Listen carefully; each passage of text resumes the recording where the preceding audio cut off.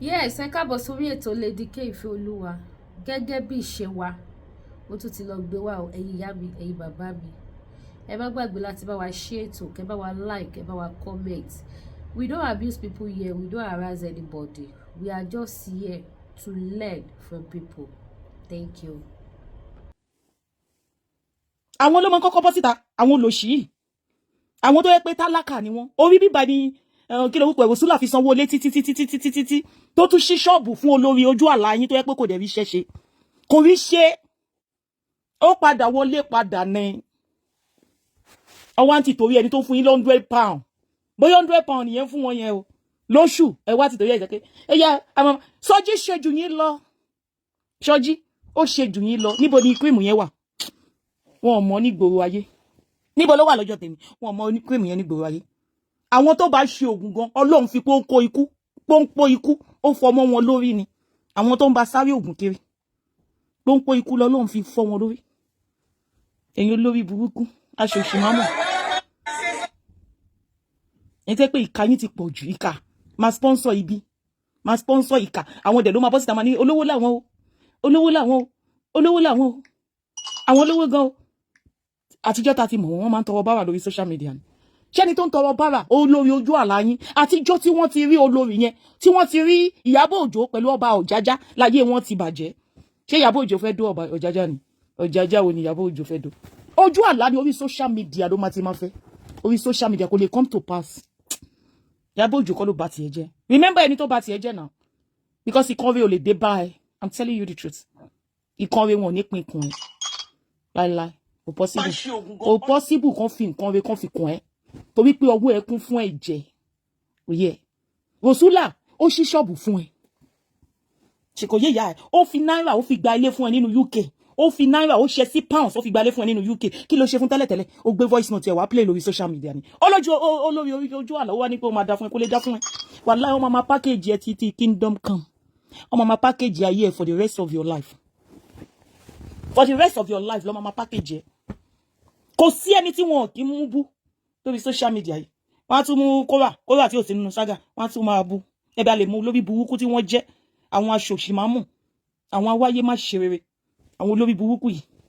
Kò sẹ́ni àfi wọ́n ti ṣépè fún wọn. Àwọn ló máa kọ́kọ́ bá síta. Àwọn oníṣẹ́ ni àwọn dẹ̀ ló níṣẹ́ 24. Ẹ ti mọ̀ yìí pé benefit ló ń gbà. Àgàgà olórí burúkú ìkorò. Abatẹnijẹ́ olóṣì èèyàn. Ẹ rí students ẹ bá mi serve wọn. Ẹ fún wọn jẹ back to back. Ṣé kò yé yín? Ẹni tí wọ́n ń ṣiṣẹ́ fún gangan ni o.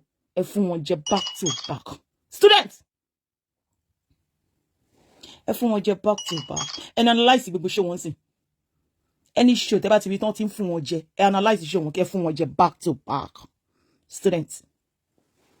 Ṣé ti yé yín? Ẹ fún wọn jẹ. Wọ́n ti wá sínú saga ni. Wọ́n fẹ́ wá sínú saga ẹ jẹ́ kó máa bọ̀. Saga wa nbí tó gbà sí. Màá ti employ àwọn èmi tó máa tún máa ṣe show fún ẹ. Ẹ̀yin olóṣì ẹ̀yin tẹ́ ní good story. Ẹ̀yin kan lè máa sọ fáwọn èèyàn pé èyí wọ́n fẹ́ gun fight. Ẹ̀yin gangan ni gun fighter. Ẹ̀yin gangan lè máa sáré gaslight àwọn èèyàn. Ẹ̀yin gangan ni gun fighter. Ó sọ fún Lizzy nígbà yẹn. Mo ní tó bá fẹ́ mú àwọn ẹrú. Àwọn ayé tó bá fẹ́ mú wọn sábẹ́.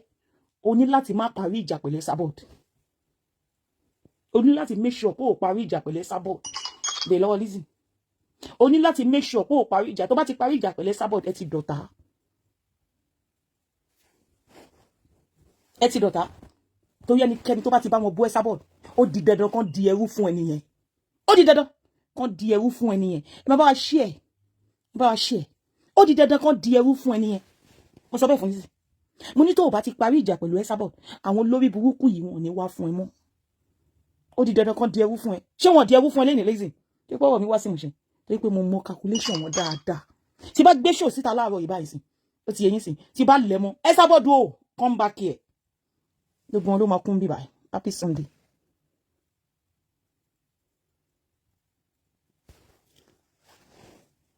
Tí bá wá síbẹ̀ kí n sọ pé Esabod o come back here. Àbí kí n sọ pé Dorcas come back here. Gbogbo wọn lè máa rí lórí page. Lórí burúkú ni wọ́n. Torí wọn ò lè gbójú wọn síta. Kò tí yé yín sìn. So anybody tó máa ń bá wọn bú Dorcas, tó ń bá wọn bú Esabod, ọ̀dọ̀ ẹni yẹn ló máa ti máa lọ ṣerú. Wọ́n máa lọ máa ṣerú lọ́dọ̀ ẹni yẹn ni. Ẹni yẹn máa wò bí wọ́n like ẹni yẹn o. ẹ̀yin jẹ́ kí Lizzy kó má bá Esabod jà mọ́, kó má bá Dorcas jà mọ́, wọ́n máa kó lẹ́yìn Lizzy. Kó rí Lizzy àti Dorcas àti Esabod kan parí ìjà lẹ́nu kí gbogbo wọn dọ̀rẹ́ kó má sí problem. Àwọn ló máa kojú ìjà fún Lizzy. Àwọn ló máa kojú ìjà fún Lizzy. Wọ́n máa kojú ìjà sí. Bí ayé wọn ṣe jẹ́ nìyẹn. Àwọn ló máa ń kẹ́kẹ́ sọ pé iṣẹ́ wo lẹ ní, ilé kan lẹ gbé, kíní kan lẹ gbé, ó ní mọ́tò, ó ní gbá. Olórí burúkú olórí ojú àlá kò ní mọ́tò nínú United Kingdom. Ẹni tó ń gbé United Kingdom tó lọ ń ṣe pàrọ̀rán fún ní Nàìjíríà ìmọ̀ pé olórí burúkú set of olòṣì ni wọ́n. Èló ló ń ta mọ́tò nínú UK pẹ̀lú 2,000 pẹ̀lú 2,000. Nígbà tí mo wá mọ́tò fọmọ mi pẹ̀lú 2024 model. Èló ló pé 6,500. Pẹ̀lú 2,000. Ara mọ́tò. Kò tí yé yín sí. Mọ́tò yẹn máa jẹ́ one door wàrà mọ́tò pẹ̀lú 2,000. Àwọn olórí burúkú wọ́n lọ ń ṣe fake pàrọ̀rán ní Nàìjíríà. Àwọn tó fẹ́ fira wọn wé Ìyábọ̀ Òjó nìyẹn. Àwọn olórí burúkú tó fẹ́ fira wọn wé Ìyábọ̀ Òjó nìyẹn. Àwọn olòṣì tó fẹ́ fira wọn wé Ìyábọ̀ Òjó nìyẹn. Àwọn tó jẹ́ pé beggar ni wọ́n lórí social media. Olórí ojú àlá kò ṣe giveaway rí láti 2015 tó ti wà lórí social media yìí. Àbí kó bọ́ síta kó ṣe giveaway rí. Ibi tí ayé ẹ̀ bàjẹ́ dé ẹ̀ka gan ni wọ́n máa ń fún jẹ ni a máa ń dáwó fún wèrè jẹun ni. A máa wọnú WhatsApp wá ni, a máa ṣe WhatsApp group ni, a máa dáwó fún wèrè jẹ. Ìyẹn ló fẹ́ bá Ìyábọ̀ jà. Ẹ wo ọmọ tó ṣá mi nígbà yẹn, ẹ rántí ọmọ tó ṣá mi yẹn. Wọ́n ò fọmọ yẹn sílẹ̀ o. Kò ń ṣe pé wọ́n ṣọ̀rẹ́ mi tí yẹn bá rí wọn tó ń bú wọn. Ìyẹn máa rò bóyá nítorí tèmi ló ṣe ń bú o. Tí yẹn bá fojú balẹ̀ á rí pé wọ́n bú èmi náà o. Kò tí yé yín sìn. Ẹ wo ìgbà tí ọkọ ẹ̀ ẹni tó bí ọmọ obìnrin fún ẹ mọ ọmọ tó ṣá mi yẹn, gbogbo yín lẹ mọ ẹni tó ṣá mi yẹn. Ẹ mọ ìgbà tí ọkọ ẹ̀ tóun àti ẹnìkan ní problem. Òun àti bọ̀bọ̀ kan báyìí, mo ti gbàgbé orúkọ bọ̀bọ̀ yẹn, tí wọ́n sọ pé ó fẹ́ fún bọ̀bọ̀ yẹn ní 300 pounds. Ẹ rí pé lórí burúkú wọn bẹ̀rẹ̀ sí blog ìmá nìyẹn. Ẹ bèèrè pé kí ló kan lé ayé wọn bẹ́ẹ̀, kí ni má nìyẹn ṣe fún wọn. Mo ní tó pé ó ṣá mi lè ṣe analysis ẹ̀. Kí ló kàn ẹ̀ bẹ́ẹ̀. Má nìyẹn ò ṣẹ̀wọ̀n o. Ẹ mọ orúkọ má yẹn Shoe Music kò ṣẹ̀wọ̀n. Shoe Music kò ṣẹ̀wọ̀n. Ṣé mọ̀ pé wọ́n drag má nìyẹn. Wọ́n drag ẹ̀. Àwọn oṣooṣì. Tẹ bá dẹ̀ rí ọkọ tí wọ́n ti torí ẹ̀ tí olórí ojú àlá tó ti torí ẹ̀ pa ìyàwó ẹ̀ láti gba ọkọ lọ́kọ. Ó burú ẹwà. Nígbà tí olórí ojú àlá kọ́kọ́ bẹ̀rẹ̀ ìgbésí ayé ẹ̀, ẹni tó pa ìyàwó ẹ̀ tó gba ọkọ ẹ̀, òun náà gbọ́kọgbọ́kọ ni o. Òun náà tó wà lára Lizzy tí ó fẹ́ gbọ́ tuntun. Ṣó ti rí olórí burúkú olórí ojú àlá, ta ló tún kan yí ta? Ṣó ti rí pé olórí burúkú olórí ojú àlá? Anna, mo ní fóònù mi wà. Gbogbo wa máa ń sùn mí ni.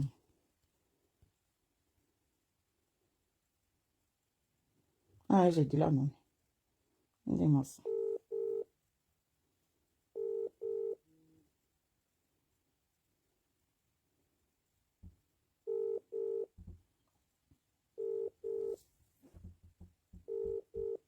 Hello? Are you still sleeping, Anna?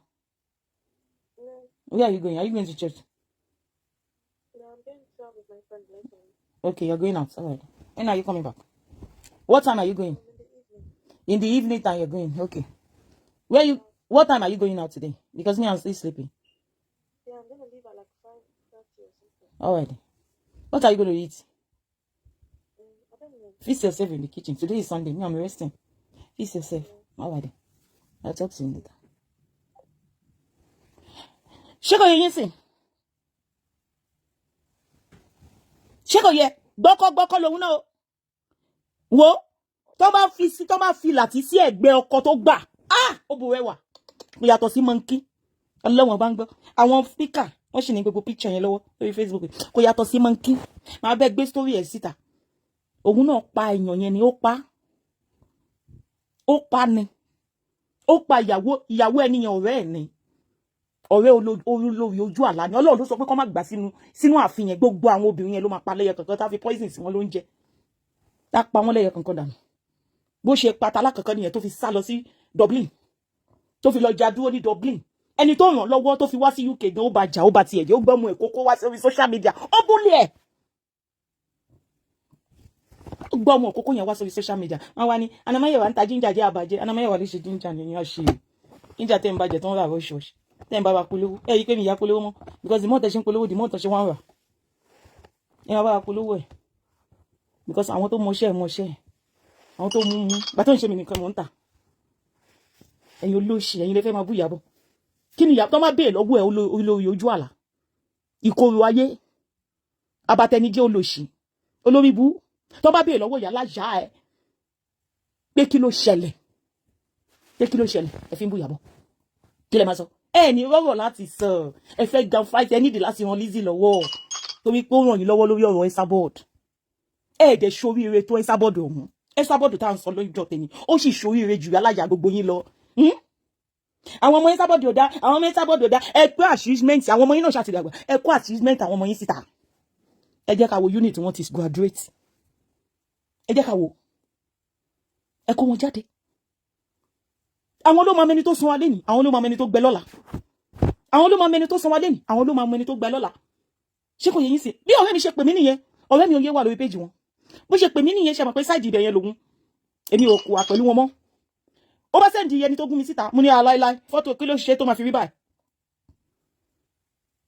ó ní ṣe o mọ̀ sí nǹkan tó ṣẹlẹ̀ sí mo ní báwo ló ṣe ń sọ̀rọ̀ ṣé ò ṣe èrè ni ló bá tiẹ̀ wá gún mi màá wá ronú pé kó rí báyìí ṣé nǹkan máa ṣe mo ní ṣoṣo ọ̀pọ̀ òun ni ó ní kí n lọ wò lórí péjì ìkorò ayé bá lọ síbẹ̀ níwájú Ọlọ́run àti ọba tá kì í pè jẹ́ rẹ̀ láti lè confirm mo ní láti ṣí ọmọ yẹn lẹ̀ láti lè wò because láti jẹ́ tó ti gún mi ẹ̀mí ìfẹ́ rí péjì mọ́ mo ní láti ṣílẹ̀ láti wò pé kí ló lè ṣẹlẹ̀ sí Ọlọ́run má jẹ́ kó rí bẹ́ẹ̀ mo bá rí pẹ̀lú ọmọ ẹ̀ nǹkan inú mi kan dùn ní mi kan blọ́ọ̀kì ẹ̀ padà ní pé Jésù ń ṣe bá lọ bọ́ ọ̀rẹ́ ni pé mọ́ màmá dá olórí búkú mà ní wọ́n lórí péjì yìí lọ́wọ́ ẹlẹ́lẹ́ni kò má rí bẹ́ẹ̀ ẹ máa gbé women òṣì ẹ kọ́kọ́ lọ find out náà ẹ kọ́kọ́ lọ find out torí inú ẹ̀ ń dùn bó ṣe ti rí ẹ kọ́kọ́ lọ find out náà kẹ́ ẹ wo bó ṣe rí ó ní ṣé inú mi ṣe máa dùn ó mọ̀ pé inú mi ń dùn sí nǹkan burúkú mọ̀ pé inú mi ń dùn fún nǹkan òṣì èmi á kọ́kọ́ find out náà bá ṣe find out yẹn dá ṣe rí pé fake picture ọmọ ọlọ́mọ ló gbé síbẹ̀ fake picture kò ń ṣe bọ́mọ yẹn ṣe rí nísìnyí nìyẹn ẹ lọ wo ọmọ yẹn kẹ́ wo picture yẹn ẹ rí pé kò ń ṣe kankan náà kẹ́ bá lè mọ̀ pé lórí burúkú ni wọ́n àwọn set olòṣì ni wọ́n àwọn set negativities ni wọ́n ò dẹ̀ lè ṣorí ire inú ayé Monday to Sunday ló máa ń wà lórí social media wọn ò ní ìsinmi wọn ò lọ́kọ àwọn set aláìlọ́kọ wọn ò lọ́kọ torí tó bá lọ́kọ wọn ní time for social media wọn ò lọ́kọ kò sí kankan nínú láti olórí wọn délẹ̀ kò sí kankan tó lọ́kọ nínú wọn set of one mother from one husband to another ló fi ń bímọ kiri ọmọ kan bàbá kan ni wọ́n ń ṣe nínú ayé wọn tó di dandan kó rẹ́ni títí tiẹ̀ ń dá kí wọ́n bá tiẹ̀ jẹ́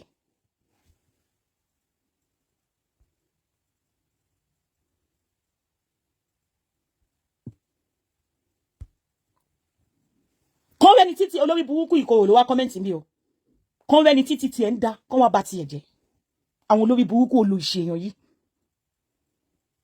jẹ́ pé gbogbo nǹkan ló máa sọ di sága gbogbo nǹkan tó bá lọ lórí social media yìí ó di dandan kó sọ di sága ó di dandan kó sọ di sága àwọn dẹ̀ ní ìdí wọn rùn jù nílé ayé yìí àwọn dẹ̀ ní ayé wọn bàjẹ́ jù ìgbésí ayé wọn rún jégéjégé ni àwọn olórí burúkú máa ṣàǹfààní yìí tó o bá ti ṣe tiwọn báyìí wọn á wọ̀nà láti máa ṣe nǹkan tí tó máa fi máa mú ẹ láti wá bá wọn jà àwọn sọ pé ta ló kẹ́kọ̀ọ́ wá fún ẹ ṣe wọn pé òun ló kẹ́kọ̀ọ́ wá fún wa kẹ́kọ̀ọ́ olórí burúkú dẹ̀ ni wọn àwọn ló máa ń lọ fún gbogbo èèyàn tí ò lọ fún wọn àwọn òṣòṣì máa mú àwọn olórí burúkú àwọn gbọkọgbọkọ ló kún láàrin wọn ọkọlọkọ ló ń dó kiri because they are all single mother ó di dandan kọjú àwọn ọmọ wọn máa rí rìkúrì wọn lọ́kọ ńlé kò sí kankan wọn tó máa rí nínú gbogbo wọn tí wọn máa bínú ẹni tó bá ṣoríire kò sẹ́ni tó súnmọ́ wọn tó padà dolórí burúkú bíi tiwọn àwọn olóṣì àwọn aláṣọ téèmù àwọn aláṣọ AliExpress àwọn tó pẹ́ àti AliExpress wọ́n ti máa ṣọ wọn àwọn olóṣì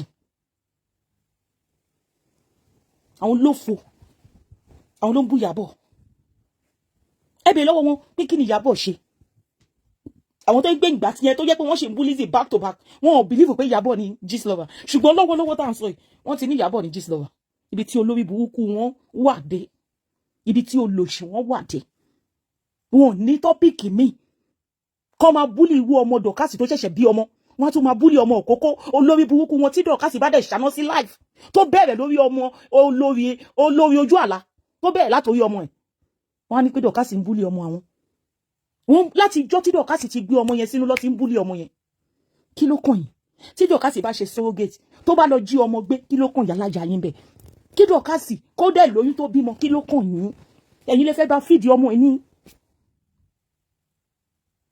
àwọn ló jẹ́ ká mọ̀ pé Lizzy ò bímọ láyé àwọn ló jẹ́ ká mọ̀ gbogbo atrocity tí wọ́n ti ṣe lórí social media yìí kò ṣeé ṣe kò ṣeé kà. Bukky Jesse tí òwe ọkọ fẹ́ lẹ́ni àwọn ló ba lé ayé ẹ̀ jẹ́ ọmọ Bukky Jesse tó rí yàdàràdà lẹ́ni àwọn ló ba lé ayé ọmọ yẹn jẹ́ àwọn ló gbé ọmọ yẹn wá sórí social media àwọn ló pe social services ọmọ yẹn bí ọmọ yẹn ń bá Bukky Jesse sùn àwọn olórí burúkú tẹ̀ ń wò yìí kò ń ṣe Lizzy ọmọ kan ló picture Lizzy ni àwọn olórí burúkú tẹ̀ ń wò yẹn abatẹnijẹ́ ni wọ́n olórí burúkú confam ni wọ́n àwọn aṣòṣìmámọ̀ ni wọ́n ó dẹ̀ di dandan kórí burúkú máa tẹ̀lé wọn kiri happy Sunday 6 ó di dandan kórí burúkú máa tẹ̀lé wọn kiri ó kọ́mẹ́ǹtì mọ́ ni ó kọ́mẹ́ǹtì mọ́ ó ti sísè kọ́mẹ́ǹtì ó di dandan kẹwàá sórí péjì kẹwàá ìjàmbá ẹ máa gbókù rí ṣùgbọ́n àwọn students ni wọ́n fún ìyá yín jẹ gan wàláì máa fún wọn ní dátà ìyá yín máa gbé gbogbo fáìlì ìyá yín máa gbélé wọn lọ́wọ́ abẹ́rẹ́ iṣẹ́ lè yín lórí ẹ̀yin ló ṣe lórí burúkú somebody olórí Dábírà ṣe mílẹ̀ ṣí péjì mi ilẹ̀ péjì ó ti blọ́ọ̀kì sílẹ̀ ó blọ́ọ̀kì péjì sílẹ̀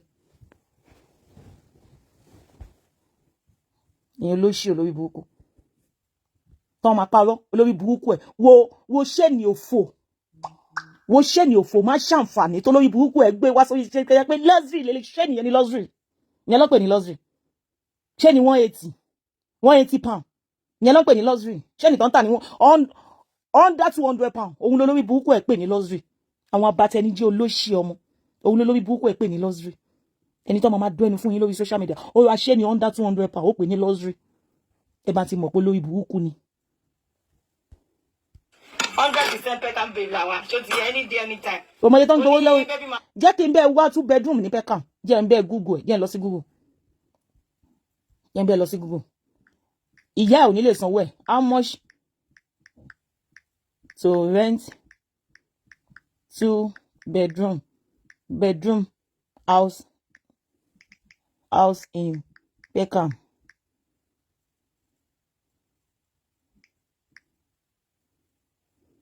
In Peckham wàá wòye tó máa gbé fún ẹ 2,600 per month 2,600 2 bedroom house in Peckham 2,600 ní 2 bedroom ní Peckham ìmí tún máa jù bẹ́ẹ̀ lọ ó ti yẹ ń sìn ìmí ìṣe máa jù bẹ́ẹ̀ lọ ní right to move tó bá fẹ́ gbalé ní Peckham South East London ní right to move ní Peckham jẹ́ wo ní yeah Peckham lélẹ̀ 2,300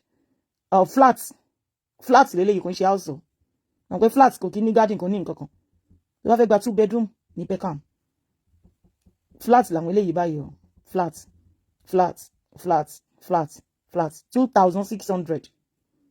2,600 lélẹ̀ per month ní Peckham Riley 2 bedroom per month 2,600 ọmọ yẹn tó jẹ́ lówó Naija as per today ọmọ yẹn tó jẹ́ olórí burúkú olóṣì olórí burúkú tó ń gbé ní ìgbẹ̀yìn ayé nínú UK olórí burúkú olóṣì kòrò tó ń gbé nínú ìgbẹ̀yìn ayé fẹ́ pé ìgbẹ̀yìn ayé ló ń gbé olóṣì tó wà nínú gbóòórùn mọ́lẹ̀ nínú United Kingdom ibi tó ti ń sanwó lé ní 100 pound per month ibi tó ti ń sanwó lé ní 100 pound per month olóṣì ọmọ ìranù ó mọ iye tó jẹ́ ní owó Nàìjíríà as per today ó mọ iye tó jẹ́ nearly 5 million per month olórí burúkú ẹ̀ wàá sọ pé council tax ni kí council bá ń fúnyàn ní ilé 2 bedroom yìí ó mọ̀ yí pé owó ni wọ́n ń san ó mọ̀ olórí burúkú akàn lánàá gbàgbà tó yẹ pé òwò náà ń gbé nínú council house báwo ló ṣe ní sọ pé èèyàn kan ń gbé nínú council house because council house ló ń gbé ó di dandan kó ronú bí wèrè nǹkan tẹ́ máa ń ṣe lé ẹ máa ń fi pé gbogbo èèyàn ń ṣe tó bá ti ń gbé nínú council house tó bá fẹ́ bú ẹgbẹ́ ẹ̀ wàá sọ pé council house náà ló ń gbé báwo ni wọ́n ṣe mọ̀ pé council house ló ń gbé tó bá ṣe pé ó ń gbé ní council house ìwà ṣòṣì mámọ̀ ìwọ ló fò àgbáyé Àbíkẹ́ olórí Àbíkẹ́ Dábírì ẹjọ́ ẹ ṣe wá kalẹ̀. àwọn broke boys you wish done no you wish. ṣó di dandan kéèyàn fólówó nínú UK ó nídìí láti fólówó nínú UK Mrs olóṣì abatẹnijẹ́ ìkorò ó nídìí láti fólówó nínú UK in as much tẹ́jẹ́ ń ṣe 50-50 olórí burúkú ẹni tó ń ṣiṣẹ́ lábẹ́ olórí burúkú ọlọ́wọ́ jóná ẹlẹ́sẹ̀ jóná tó ń ṣiṣẹ́ lábẹ́ ta ló fẹ́ rí tó jólówó ta ló fẹ́ rí tó jólówó mo bèrè lọ́wọ́ ẹni ta lòun gangan fún wa rẹ̀ fẹ́ rí tó jólówó bá wa mú fọ́tò ẹ̀ jáde torí pé mo jẹ́rìí àwọn ọmọ ayé wọ́n bá wa mú fọ́tò ẹ̀ jáde bá wa gbé fọ́tò olórí burúkú tó ń ṣiṣẹ́ fún tó wà lábẹ́ tó ń bá ṣiṣẹ́ ìkorò tó ń bá ṣiṣẹ́ ìpọ́njú bá wa gbé fọ́tò ẹni tó ń fẹ́ gangan bá wa gbé fọ́tò olówó tó ń fẹ́ bá wa gbé jáde ẹ̀yin olóṣù aláyé bàjẹ́ ẹ̀yin tó yẹ pé tálákà mania family ni má ṣe fún mi àwọn òsín wèmí God bless you jàre. Then all our broke boys peck am but the broke boys they no London àwọn ìyá yín mọ́lẹ̀. Exactly torí pé wọ́n domi nílẹ̀ gbé mi sórí bed tó tọ́ ni because wọ́n lọ́kọ wọ́n dẹ̀ nídìí èèyàn láti service òbò wọn wọ́n nídìí èèyàn láti service òbò wọn wọ́n nídìí èèyàn láti service òbò wọn àwọn olórí burúkú àwọn tó yẹ pé ọkùnrin ò lè sọ pé ọkùnrin kò lè sọ yé pé kó fọwọ́ gbáyà kó sọ pé this is my girlfriend because ó mọ̀ pàpàyàn ni wọ́n ìwọ́n máa ń gbọ́kọ lọ́kọ ni wọ́n tún pa ìyàwó ilé ẹ̀ láti pa alóhun àti ọ̀rẹ́ ẹ̀ olórí ẹrú òun àti ọ̀rẹ́ ẹ̀ ọ̀rẹ́ lọ́jọ́ ń ṣe ó dẹ̀ pa ọ̀rẹ́ ẹ̀ láti gbọ́kọ ẹ̀ ó gbọ́kọ ẹ̀ náà kàn ṣó ní ìsinmi ni kò ní ìsinmi kò sí ìsinmi kankan nínú ìgbésí ayé ẹ̀ wàhálà láti bí síbẹ̀ yẹn ni wàhálà láti bí síbẹ̀ yẹn wàhálà láti bí síbẹ̀ yẹn ni ló ṣe ẹ̀yin náà máa wá sórí social media máa la ọ̀lẹ́lẹ̀ fún wa bí ẹnìkan ó fẹ́ ni tí ò lówó ó fẹ́ ni ó ṣàwálé ẹ̀kọ́ kó tiẹ̀ fẹ́ bú ọ̀gá kí bọ̀bọ̀ yẹn bú òkè pa ó wà nílé ẹ̀kọ́ jọ èèyàn mélòó ló wá sanwó orí yín báàbù ojú àlàlẹ̀ tí ń lọ́kọ báàbù kò sọ́kọ kò sí nǹkan kan ẹ fèkì ẹ̀ ní ẹ̀dẹ̀ lé bá ẹ fèkì ẹ̀ lé bá ẹ fèkì ẹ̀ lé bá nígbà téèyàn ń gbé ní ìlú òyìnbó tó lọ ń ṣe pàrọ̀rán ní Nàìjíríà tó dẹ̀ ń ta mọ́tò nílùú òyìnbó ní 2000 olórí burúkú wọn ò lè gbádùn owó láti lè rà ibi tẹ́ máa ti mọ̀ pé tálákà ni èèyàn gbé nínú ìlú òyìnbó wọ́n wá lọ ń ṣe pàrọ̀rán ní Nàìjíríà wọ́n lọ fèkì pàrọ̀rán fún yín pẹ̀lú mọ́tò òṣì mọ́tò àlòkù ẹ̀ tiẹ̀ sọ pé kán lọ síbi tán ti ń ta ọ̀ṣàrà ẹ̀yin olórí burúkú má ṣàǹfààní ẹ wá sórí social media ẹ má ra ginger o wèrè tó dẹ̀ ń bá yín ṣe ginger ló ń ta o wèrè tó ń bá yín ṣe ó mo ṣe bèè lọ́wọ́ ẹ̀ pé àwọn tó jẹ́ kó rán ẹ lọ sí ẹ̀wọ̀n àwọn gangan ń ba ginger yìí jẹ́ jọ ginger tó sọ pé ó fẹ́ ṣe séèsì ẹ̀ ṣáwọn fẹ́ bẹ́ẹ̀ rà ni ṣán fẹ́ bẹ́ẹ̀ rà ọ̀pọ̀lọpọ̀ nínú wọn náà ló ti gbégbá ginger báyọ̀ ọ̀pọ̀lọpọ̀ nínú tíìmù wọn wọ́n ti gbégbá ginger wọ́n ti yapa láàrin wọn because wọ́n mọ̀ pé wọ́n ń bọ ìjà wọn jẹ́ gbogbo wọn ló ti gbégbá ginger gbogbo wọn nínú tíìmù wọn ó ti ń ta ginger àwọn sọ pé torí Anamayo wà ń ta ginger ni Anamayo yóò lè stop it's too late now I don't go too far it's too late now bí wàá lọ ṣe máa ń kọ yẹn I don't go too far it's too late now mo ta tán sí yín lọ́rùn ní kò sẹ́ni tó máa fi kúrò lórí Facebook for anybody kò tí ì yé ìyá yín ìyá jẹ ṣégè sí ìyá yín lára lórí ìkànnì wọn kọ́kọ́ fún jẹ náà 2 months non stop easy àmà sinmi wọn fún yín jẹ back to back láàárọ̀ lọ́sàn-án lálẹ́ for good 2 months ayé ìyá yín àti hàn. You get me? ọ̀dẹ̀ aláìlọ́pọlọ ó tún ti yí kúrò nù pé ó bú lágbájá ó tún ti yí pé mo sọ pé Ìyábọ̀ ló kọ́kọ́ wá fún lágbájá orí bórí ẹ̀ ti burú ẹ ṣe àwọn abẹ ṣe máa ráàpù ẹni ẹlẹ́ni mọ́nú bullshit yín ẹ ṣe àwọn abẹ ṣe máa ráàpù ẹ̀ mọ́nú òṣì tẹ́ ẹ̀ ṣe yẹn ṣá tẹ bá ti rí pẹ́ tí báyọ̀ jà wọ́n ti ju ti yín lọ tẹ́ ẹ̀ rí kàn ṣe they abuse lágbájá kí ló kàn yín bẹ́ẹ̀ ẹ̀yin olóṣì aṣòṣì mámọ̀ kí ló kàn yín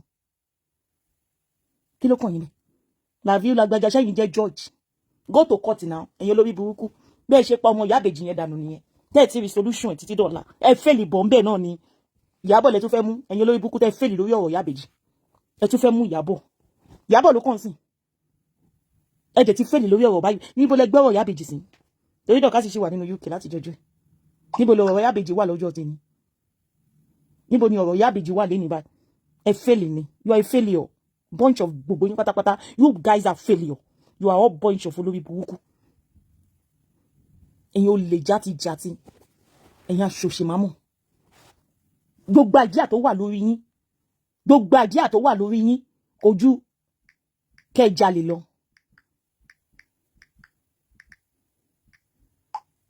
ojú kẹjalè lọ happy Sunday sis gbogbo àjíà orí yín olè ló wà ń bẹ ẹ fẹ́lì ní ó yẹ ọ̀rọ̀ Ìyábẹ̀jì ẹ lulẹ̀ lórí ẹ̀ ni Dorcas tẹ sọ pé kò lè wọlé pẹ̀lú gbogbo tíkẹ́ẹ̀tì tẹ sáìnì kò sí authority tí ẹ sáìnì sí Dorcas kò sí authority 85 times 2 ẹbìnú kọ́ sọmọ ń tajà ní 8 times 2 times 2 170 ẹ̀yìn tẹ̀ bá mi ṣe lọ́dọ̀ kọ́kọ́ wò kí ní ẹ̀.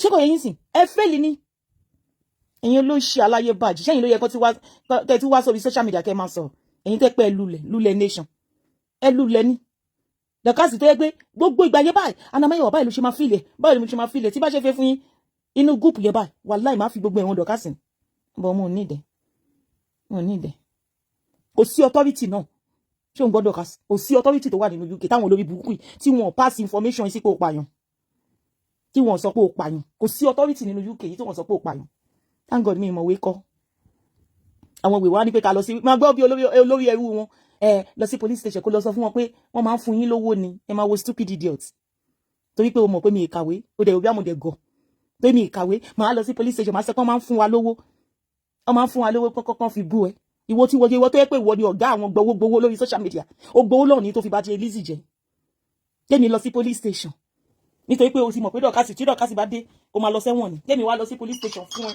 kókò wá jókòó pé irú nonsense wo ló sọ pé kí n lọ bẹ́ẹ̀ sọ ní police station àwa speak àtàwà sórí social media kí n ṣe evidence fún ẹ kémi bẹ́ẹ̀ sọ bẹ́ẹ̀ wọ́n máa ń fún wa lówó ni pé ó níyà pé torí pé wọ́n ti fi ẹjọ́ wọ́n ti report Rosula fáwọn ọlọ́pàá kémi wá lọ sí police station o kí n bẹ́ẹ̀ wọ́n fẹ́ẹ́ ní mi lára ń jọ yẹn because mo wá calculate èló ni cab torí pé mi ò lè rìn nígbà yẹn ṣé mo pé wọ́n mọ̀ pé mi kì í rìn nígbà yẹn so many people yóò mọ̀ pé mi sì máa rìn nígbà yẹn pé gbogbo bí ọmọ yẹn ṣe gún mi wọ́n ti send sáwọn ọlọ́pàá wọ́n ti ṣe gbogbo ẹ̀ fáwọn ọlọ́pàá pé kán wo nǹkan tó ń ṣe fẹ́mi náà kán lè ṣe ewé ẹ̀ fóun ṣé kò yẹ yín sìn pé kémi náà wá lọ sí police station wọ́n wá calculate èlò tí máa ná fún cab láti dé kí ló wúkọ bí tí ìyàwó tẹ́ríba máa ń gbé yẹn náà ibo ní ilé yẹn náà ní ti gbàgbé ibẹ̀ iye tí cab máa gbà lọ́wọ́ mi almost 70 something pound just to go wọ́n pẹ́ lè ti pọ̀ ju mi tẹ̀ tí wá jókòó mo wá pe ọ̀rẹ́ mi ní pé ṣé ò gbọ́ nǹkan tí olórí ojú àlá sọ ni ó ní pé kí n gbóhùn lọ sí station kí n jẹ́ kó mọ̀ pé Rosula máa ń fún wa lówó ká fi bú òun ìyẹn wọ́n sọ pé báwo ló yẹ bá sọ pé kó lọ sí station kó lọ implicate ààrẹ mo ní pé òun náà ni mo ti ń rò láti jẹta ó ní pé kó sọ pé ò lè sanwó ọ̀rọ̀ yẹn náà mo ní mi ní láti pè because station tó ní pé kí n lọ yẹn Basidian àbí Basidon dẹ̀ ni ìgbà tóun àti ọmọ mo tiẹ̀ ti rántí ìgbà tóun àti ọmọ kí ló wúkọ ẹ̀ ìyàwó tẹ́ríba yẹn mi ti gbàgbé orúkọ wèrè yẹn ló wà lẹ́nu mi ọlọ́mọ jẹ́ ń pè mọ́ ì máa ń pè orúkọ wèrè yẹn fún anybody yín mọ́ tẹ́mi ò sí nínú saga òyàwó ẹjẹ́ àṣẹ ìjẹ́ pé ní ìyàwó tẹ́ríba ẹ mọ̀ ìyàwó tẹ́ríba tó wà ní Básídì yẹn ìgbà tí wọ́n jọ ní court case ọlọ́run tẹ̀ ní pé kí n má lọ ọlọ́run sọ pé kí n pọ̀ ọ̀rẹ́ mi kí n sọ fún ọ̀rẹ́ mi sọ pé ṣé n kò ṣí ẹ́ ṣé mo sọ pé ò sí lórí Facebook ní mi sí bẹ́ẹ̀ kí ló dé tó wọn àti ìyàwó tẹ́ríba bá ní court case kọ́njọ́ ṣe court case náà kí ló dé tí wọ́n fẹ́ lọ sí court kò fẹ́ lọ bá jẹ́rìí mo ní òkè mo ní ṣé kò ní bínú ṣá ó ní kó bínú tó bá máa bínú pẹ̀lú condition máa lọ sí ibẹ̀ yẹn ó ní kó bínú tó bá máa bínú bí mo ṣe lọ nìyẹn o ọ̀rẹ́ mi ní pé mi ìtẹ̀ láìka ara mi ṣá pé àwọn nuisance people yìí tó wà lórí Facebook ìjà tó yẹ pé kò lè parí lọ́la ìjà tó jẹ́ pé wọ́n sì lè kọjú ìjà sẹ́mi gan tó bá di lọ́la sórí mi ò pé ni mo ní òkè mo ní ó ṣe mi ní mo kò fẹ́ gbọ́ advice ni bí mo ti ń ronú yẹn láti 3 days àṣé àárọ̀ lọ máa ṣe court case gẹ̀ yẹn so I feel pé ọ̀sán ni ó ti yẹn lọ́nà fi yọ mí ni mo fi wá sí court yẹn èmi lẹ́lẹ́rìí tán fẹ́ lò ọlọ́run ló yọ mí ká ní mi ìfọwọ́ mi lọ ní máa ṣe gbé káàbù nìyẹn máa lọ sí Basidon àbí Basidin dẹ̀ ni mo ṣe fi ọwọ́ mi lọ ọ̀rẹ́ mi nìyẹn ní nonsense nìyẹn torí mi ò like it èmi àti ẹ máa ń sọ̀rọ̀ kí n máa gossip kí n máa sọ̀rọ̀ ẹni yẹn fún yàn bọ́n nítorí pé kíní yẹn kò fún mi ní mi ìwà òkè pẹ̀lú ọ̀rọ̀ yẹn ò jẹ́ kí mo share up mi lè tí bá fẹ́ wá ṣe show lórí Facebook mi lè ṣe ọ̀rọ̀ yẹn ṣàn bá tù mí pé báwo ṣe máa lọ síwájú ọlọ́pàá tí máa sọ pé wọ́n fún wa lówó ká fi bá tiẹ̀ jẹ́ wọ́n ọ̀rọ̀ òlélẹ̀ ẹnì kankan dẹ̀ fún mi lówó rí mo ń gbowó láti fi bá tèèyàn jẹ́ Rosula gan tó fẹ́ ṣí ṣọ́ọ̀bù fún mi gan mi ìgbowó lọ́wọ́ ẹ̀ ìwọ ló gbowó mọ́ sọ owó lọ́wọ́ Rosula ọ̀pọ̀lọpọ̀ ọ̀rẹ́ mi ló ṣí mi níyè ìwọ ló gbowó lọ́wọ́ Wòsúlà tí mo fi kúrò lẹ́dọ̀ Ẹsábọ̀dọ̀ fún wa lówó rí yàtọ̀ sí àǹtí kan báyìí mo dẹ̀ sí kìíní àǹtí yẹn ṣe fún wa lówó Ẹsábọ̀dọ̀ fún wa lówó rí àwọn tó wà pẹ̀lú Ẹsábọ̀dọ̀ sí ló ń gbádùn àwọn tá ìwà pẹ̀lú Ẹsábọ̀dọ̀ tẹ́lẹ̀ Ẹsábọ̀dọ̀ fún wa ń kọ́ bọ̀ a fowó ṣe a fi ìfẹ́ la fi ń bẹ́ Ẹsábọ̀dọ̀ ṣe ń gbà yẹn ìwọ ló máa ń fún lówó anybody tó bá dẹ̀ fún ẹ lówó àwọn òfẹ́ tẹ́nì kankan súnmọ́ nìyẹn ó máa ra gàbó ni Wòsúlà fún ẹ ní 400 àbí 700 àbí 450 ni nígbà tí Sọjí da ọjà mi nù Wòsúlà fún ẹ ní owó ọjà mi padà ó kó owó ọjà yẹn lẹ́nà ẹni tó wá ṣá mi yẹn ló tú àṣírí ẹ síta ẹni tó wá ṣá mi yẹn òun ló tú àṣírí ẹ síta ó fún mi lówó yẹn dọ́là mò ń ta òun nígbà yẹn náà ohun méjì ló gbà lọ́wọ́ mi ó fún mi lówó yẹn dọ́là ẹ̀yin nuisance bastard yìí ihun méjì ló gbà lọ́wọ́ mi ó fún mi lówó yẹn dọ́là ihun méjì ló gbà lọ́wọ́ mi ó fún mi lówó yẹn dọ́là ó dẹ̀ ṣe máa ń lo ohun yẹn ó fún mi lówó yẹn dọ́là tẹ́bá dẹ̀ máa sọ̀rọ̀ ẹ̀dẹ̀ ṣe pípẹ́ lówó jù wá lọ ẹ̀dẹ̀ máa gba nǹkan àwọn yẹn ní sanwó ẹ fẹ́ sọ wádìí bẹ́ẹ̀ ṣe dà ní Ọlọ́run ló jẹ́ pé ká fi wá wálẹ̀ kẹ́ fọ wádìí bẹ́ẹ̀ ṣe dà ó fún mi lówó yẹn dọ́là Wòsúlà sanwó yẹn fún ẹ ẹni tó ṣá mi òun ló gbé àṣírí yẹn jáde nígbà tẹ́ sọ pé ó máa ń jí owó nínú pépà lóun ló bá yín ṣí pépà òun ló ń kó gbogbo owó pépà òun ló kó gbogbo àṣírí yẹn jáde bẹ́ẹ̀ ṣe gbowó lọ́wọ́ Ìṣẹ̀dáre gbogbo iye tẹ́ gbà pátápátá nínú UK tẹ́ fún Ìṣẹ̀dáre lówó ẹ̀ òun ló tó àṣírí yẹn síta ẹ máa bá share fídíò yìí mo ní láìkẹ́ má share ẹ máa share dáadáa ok ìwà ìgbà kan ti gan ni fẹ́ fún un.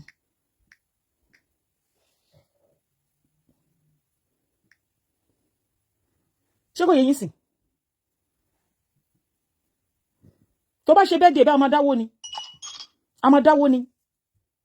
tá a máa tẹ̀lé ẹ lọ ni tó bá ṣe bẹ́ẹ̀ dé a máa dáwó ó lè jẹ́ tipa ni máa kólẹ̀ oúnjẹ orí burúkú ẹ̀yin lẹ máa páàkì ẹ̀ lọ padà ẹni tá a dáwó fún ta lọ sí bẹ́ẹ̀ dé àwa tá lọ sí bẹ́ẹ̀ dé yẹn mi lè jó oúnjẹ yẹn ẹ̀yin lẹ máa páàkì ẹ̀ lọlé ẹni tó tún ṣe bẹ́ẹ̀ dé ló máa tún páàkì oúnjẹ àjẹkù tán jẹ́lẹ̀ á tún páàkì ẹ̀ ní olórí burúkú lè máa fi máa búyàn wọ títàn ò dá Ọlọ́run bá ń gbọ́ ẹ̀yin olóṣì àwáwí má ṣe rere wàá mú good location bó fẹ́ ṣe bẹ́ẹ̀ dé ẹ àwa la máa sanwó oúnjẹ tá fẹ́ jẹ eléyìí ló wá lówó lọ́wọ́ ẹ̀yin tálákà pẹ̀lú gbogbo pọ̀mọ́ mi tí mò ń ta tálákà lè jẹ́ Ọlọ́run bíi tíì sí tíì àlùkùrá ẹ jẹ́ tálákà ni Ọlọ́run ni mo fi ṣẹlẹ̀ rẹ̀ tálákà lè jẹ́ Ọlọ́run ẹ jẹ́ tálákà ni ẹ̀yin olóṣì aláyé bàjẹ́ gbogbo dídọ̀ ká sì ṣe ń fún ẹ nígbà gbogbo ẹni mò ń wò òkáyé má sọ yí pé àná máa yẹ wà ń dá sí social saga mú dẹ̀ jẹ́ kí n mọ̀ pé nínú gbogbo yín tẹ̀ ń jà ọ́ ẹni lẹ́dàá mi mọ̀ yìí pé kò sí kankan nínú yín tí mo hate bọ̀ pé ẹ fẹ́ fi mí sílẹ̀ lọ́hùn yẹn ayé yín máa bàjẹ́ Ọlọ́run because olórí ẹrú yín gangan mọ̀ yìí pé mo ní sàfikẹ́tì ẹ̀ lọ́wọ́ ó kọ́ mi níṣẹ́ mo dẹ̀ gbàṣẹ́ yẹn Ọlọ́run máa fi bá yín jà tẹ̀lé máa fi pé kò sí nǹkan kan tó máa ṣẹlẹ̀ wàláì wọ́n máa increase the medication mi olórí ẹrú yín mọ̀ máa fi bá yín jà ẹ máa wá ẹ̀yin olóṣè máa ṣàǹfààní gbogbo àwọn ọmọdé ọ̀kásì máa rí kò sí kankan nínú wọn tí mo kọ́mẹ̀tì ń bẹ̀ kò sí nǹkankan kò sí ṣó Ẹsábọ̀dù tí mo kì í wò mo ṣe dé láti church báyìí mo rí ṣó Ẹsábọ̀dù tó wá sórí péjì mi mo wọ ọbẹ̀ ní tó kọ ìkorò ní ti mọ̀ pé ẹ̀yin ni mo ti rí eléyìí látànù eléyìí dábìrì yìí mo ti rí látànù mo kàn nídìí láti sọ fún pé kó ṣí mi lẹ̀ kó ṣí mọ́mí anamáyọ̀wá péjì lẹ̀ à ń ṣọ̀tá mọ́jọ mi ò tẹ́ ń ṣọ̀tá anybody mo ń ṣọ̀tá ẹni jọjọ ó ṣí mi lẹ̀ olórí burúkú ni wọ́n ẹni ègbé ni wọ́n ẹni àdánù ni wọ́n àwọn olórí burúkú yìí mo rántí ìgbà tó lọ sẹ́kọ̀ọ́ tó lọ sí hòtẹ́ẹ̀lì kan báyìí tí wọ́n sọ yí pé wọ́n mú Sọjí lẹ̀ mo mọ iye tí wọ́n gbà lọ́wọ́ mi ní náírà ẹ mọ̀ pé mo máa ń ṣe náírà àwọn olórí burúkú yìí mo mọ iye tí wọ́n gbà lọ́wọ́ mi olórí wọn gangan mo mọ iye náírà tó gbà lọ́wọ́ mi wọn ò fún mi dọ́là ẹ bèèrè lọ́wọ́ gẹ́ẹ̀dì tó máa ń taṣọ kí lórúkọ gẹ́ẹ̀dì yẹn kí ló dé báyìí wọ́n lọ́mí máa ṣe gbogbo yín ò ṣọ̀tá mi mọ́ ẹ má bínú mo ti ẹ̀kọ́ ṣàánú mi náà kò jábọ́ kí lórúkọ gẹ́ẹ̀ yẹn tó máa ń ta àǹkárá yẹn tí mo mi Wòsúlà láìkì gan yẹn ẹ jọ ẹsẹ orúkọ ẹ fún mi ti gbàgbé orúkọ ẹ orúkọ alálùbáríkà bá ìlò dẹ́ni mo ti gbàgbé orúkọ mi lè wọ́n sí gan tóun àti Bukky Jesse jà lẹ́nu jọ́mẹ́ nígbà kan rántí tó máa ń ta àǹkárá tó máa ń lọ jẹ́jẹ́ tó ń ṣe ọwọ́n àǹbù náà ni tó lórí burúkú ẹ olórí ẹrú yín tó bá ti lọ sí Nàìjíríà wọ́n tó ẹ̀ ló máa fi ń gbé káàkiri àwọn ọlọ́pàá ẹ̀ ló máa ń lò kí ló dé tí mo ẹ̀ẹ́dẹ̀ jẹ́yìn tẹ́ wà lórí fáńkàsì ẹ̀mọ́ ẹni yẹn ni tó máa ń ta àǹkárá tó wà pẹ̀lú jẹnẹ tútù ti gbàgbé orúkọ ẹ̀ ti gbàgbé orúkọ ẹ̀ ti gbàgbé orúkọ ẹ̀ ti gbàgbé orúkọ ẹ̀ mo dẹ̀ ní fóònù nọ́mbà ẹ̀ ṣùgbọ́n mi ò rántí orúkọ ẹ̀ ẹni tí mi ò rántí orúkọ ẹ̀ mi fẹ́ rántí fóònù nọ́mbà ẹ̀. Yetunde, God will bless you ẹni tó kọ náà kí ni yẹn síta Ọlọ́run máa jẹ́ kó yẹ yín Yeti Queen Yeti Berry yeah God bless you Yetunde olórí burúkú má ṣàǹfààní wọn ní àwọn fẹ́ fi àṣẹ wọn fi kọ́bọ̀ kankan ìgbà tí wọ́n sọ fún Yeti pé àwọn máa gbawó lọ́wọ́ mi àṣẹ lórí burúkú lọ sùn tó kó ni ó gba náírà lọ́wọ́ mi ní Nàìjíríà pé àwọn fẹ́ fi bẹ́ẹ̀lì sọjí ìgbà tí mo bẹ̀rẹ̀ lọ́wọ́ Yeti mo ní kí Yeti ìjọ kó má jẹ́ kó mọ̀ because mi láìka jọ máa ṣe kí n máa sọ̀rọ̀ ẹ fún yàn ìgbà tí mo pẹ́ fún mi ní náírà mo wá bẹ̀rẹ̀ lọ́wọ́ Yeti pé ṣé ẹ ṣáà ti kówó yẹn fáwọn ọlọ́pàá ó ní wọn gbowó kankan bóun ti pé sọjí ti wà òkè ó gba náírà lọ́wọ́ mi kò tí ì fún mi náírà yẹn 2025 lélẹ̀ kò tí ì kó náírà yẹn padà fún mi kò tí kò náírà yẹn padà fún mi àwọn olórí búkú wọn á dẹ̀ máa bú ọjà mi níbi tí mo ti ń rí owó yẹn àwọn òṣòṣì máa mú aláyé bàjẹ́ olówó ọ̀wà kò ń ṣe ẹni tó yẹ kí n sọ̀rọ̀ sí kò sí yẹn òun gangan fún ara ẹ̀ ní ìyé tiẹ̀ kò sí yẹn sìn bá àwọn olórí burúkú tó súnmọ́ yẹn because àwọn yẹn kéré níbi tẹ́mi wà màá fi ọ̀rọ̀ gbáyà láyà ọ̀gá wọn lórí kò sí yẹn sìn tó ti bá wo gbogbo nǹkan tẹ́mi àti ẹjọ́ ṣe papọ̀ kò yẹ kí n stage show fún àwọn olórí burúkú tó wà pẹ̀lú ẹ̀ tí kò lè sọ fún wọn ojoojúmọ́ ni mo fi ń sọ èmi àti Lizzy là ń jẹ́ fèmi àti Lizzy ilẹ̀ tó olórí burúkú ni ẹ̀yin lẹ balẹ̀ ayé Lizzy jẹ́ dé lọ ẹ gbé fídíò jáde láti 2019 níbi tí mo ti set ring light fún Lizzy olórí burúkú yín ló wá balẹ̀ ayé Lizzy jẹ́ lórí kan nìyí ẹ̀yin lẹ ń búlì ẹ̀ back to back gbogbo nǹkan tí dọ̀kásì gbé wá sórí social media yín lẹ fún ẹ̀yin àti dọ̀kásì ṣì wà olúwa ló lè ṣe tí ò fi di ti yín mọ́lẹ̀ ní tó jẹ́ pé ó wá jẹ́ kíní dọ̀kásì lọ́jọ́ tèmi olúwa ló lè ṣe tí ò tẹ̀lé yín nígbà tẹ́ bẹ̀rẹ̀ sí ṣe ti Lizzy tó olúwa ló lè ṣe sọ pé nonsense nìyẹn ẹ lè máa dẹ̀hun ríbo mo gbà fún gẹ̀yìn mo gbà fún lédì yẹn olúwa ló lè ṣe tí ò bá yín ṣe mọ́lẹ̀ ní torí pé ẹ ti bẹ̀rẹ̀ sí ṣe ti Lizzy ó dẹ̀yìn lẹ́yìn yìí tó lórí burúkú ni èmi àti Lizzy là ń jà ṣé èmi àti yàláyà yín là ń jà ni orúkọ yín ni orúkọ Lizzy kí ló kàn yín pẹ̀lú èmi àti Lizzy ẹ̀yin aṣòṣì máa ń mọ ẹ̀yin lórí burúkú ẹ̀yin atọrọ jẹ ẹ̀yin tó yẹ pé ẹ̀yin lẹ gbégbá bára jù lórí social media yìí ẹ̀yin lẹ kọ́ gbogbo speaker bí wọ́n ṣe ń tọrọ bára ẹ̀yin lẹ ṣí ojú àwọn èèyàn sí bára tẹ́ máa lọ sínú inbox wọn láti máa lọ tọrọ owó ẹni tó ṣá mi ládàá òun ni mọ́mí Rosula mọ́ òun ni Rosula lọ bá ẹni tó ṣá mi ládàá òun ló wá gbé Rosula lọ bá ẹ gbàtí Rosula ra báàgì fún torí pé kò fún ẹ nínú ẹ ó máa bá jà mà nítorí báàgì tálákà olórí ojú àlá tó bá jà nítorí báàgì torí kò fún ẹ ní báàgì ó bá jà ó bá ẹni tó ṣá mi ládàá ó bá jà ni kò sí nǹkan tó tún jáde lórí social media ó kó àwọn nǹkan kan fún mi àwọn ọkùnrin tó bá sùn nínú gúrùpù ẹ ó kó fún mi ó ní pé kí n lò ó ṣùgbọ́n ọmọ yẹn ṣe ṣó lọ́wọ́ mi lè máa ṣiṣẹ́ yẹn ó nílò láti da gbogbo tọwọ́ ẹ̀ lẹ́nu ní tó bẹ̀rẹ̀ iṣẹ́ yẹn ọmọ yẹn ò dẹ̀ da tọwọ́ ẹ̀ lẹ́tàn ó fún yẹ back to back gbádùn ẹ̀ inú òdùn bó ṣe ti kó evidence yẹn fún mi àwọn tó ti bá sùn àwọn tó kó fún mi yẹn wọ́n wá bá mi lẹ́yìn wọ́n ní kí n má ṣiṣẹ́ fún ẹ àwọn ọkùnrin tó sọ pé ó bá sùn gangan nínú tíìmù ẹ ẹni tó ṣá mi yẹn ọkùnrin tó sọ pé ó bá sùn gangan nínú tíìmù ẹ ó wá ń bẹ̀ mí ẹni tó fún mi lójú ẹ̀ gangan tó fún mi lójú ara ẹ̀ tí mo ní pé mi ní filẹ̀ wọn ó lọ sínú police station àwọn ọlọ́pàá bá mi sọ̀rọ̀ èmi àti ẹjọ́ sọ̀rọ̀ mo ní ìwọ ló send ẹ̀ sí mi pé ìwọ gangan ló fún mi níbi tí àwọn méjèèjì ti ń bá wọn ṣe nínú inbox ìyẹn gangan ṣe mọ̀ pé ìyẹn ń ṣe bíi pé òun tó tán ó ti yẹ ń sìn ìwọ òde ẹran òun òde mọ̀ pé ìwọ ti fún mi ní gbogbo nǹkan ìwọ ló ṣe aláyé báyìí ó dẹ̀ kí n bá bọ̀bọ̀ yẹn sọ̀rọ̀ after gbọ́ pé o tún padà lọ sí èkó ó tún dú ẹ náà a gbọ́ pé bọ̀bọ̀ yẹn padà dú ẹ bọ̀bọ̀ yẹn bẹ̀ mí